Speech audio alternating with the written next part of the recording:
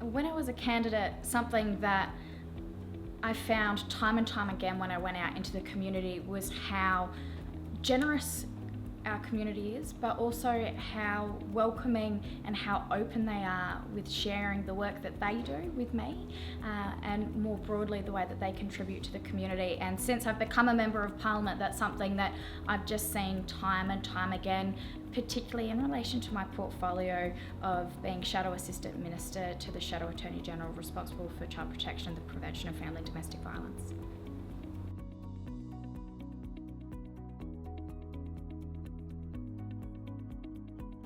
When I ran for Parliament, one of the key things that I wanted to be able to champion for was our frontline workers and their families, to be able to make sure that they have the support that they need during their service, but also really importantly, once they finish their service. So since being elected to Parliament, I've taken every opportunity I can to be able to advocate for our frontline workers. So in the chamber, I've had the opportunity to speak about our police, about mental health, about PTSD, and making sure that our frontline workers have the support that they need. Taking the time and taking a moment to check in with our frontline workers to ensure that the systems that are in place are still sufficient for the ever-changing nature of the work that they do is critical.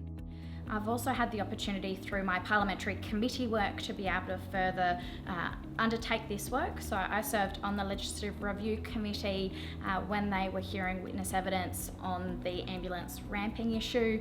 I've also served and continue to serve on CPIP, which is the Crime and Public Integrity Policy Committee, where we've been hearing witness evidence on the Police Complaints and Discipline Act inquiry.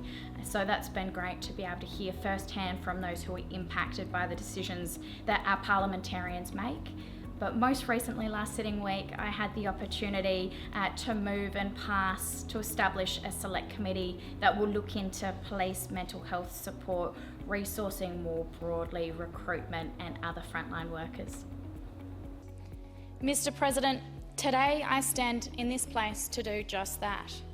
The establishment of this select committee acts to check in with our police and their families and to ensure that they have the support that they need to fulfil their duties.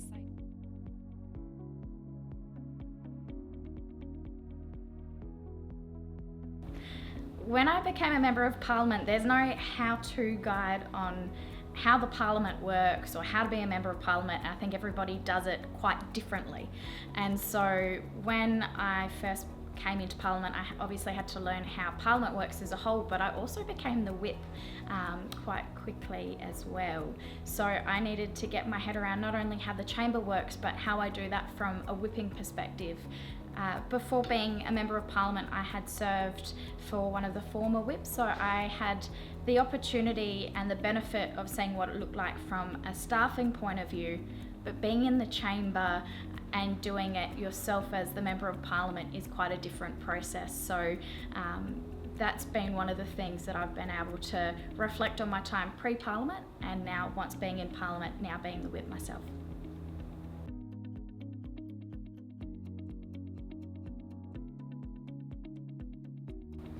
Some of the key things that I've learnt about being a representative is the best thing that you can do as a Member of Parliament is to listen.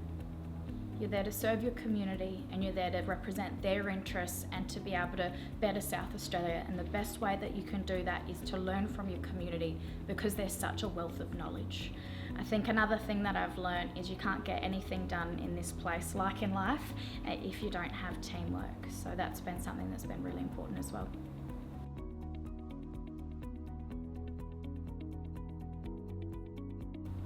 The biggest challenge I've come across so far is that I would like to be able to get 50 billion things done at the same time, and sometimes that's just not practical. So being able to prioritise what I would like to get done first, because at the end of the day you only have a limited amount of time here and you like to make the most of that time to be able to make a difference and better South Australia.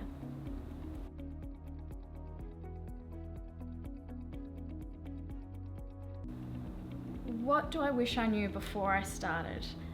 To be honest, I don't think that there's anything that I can think of that I wish I knew beforehand, because the learning process in and of itself and the lessons that have come with that process have been incredibly valuable. I guess if there's one thing that I could pass on to future candidates and members who are yet to be elected would be to be ready and willing to learn new things, and to be able to take advice from those who have come before you.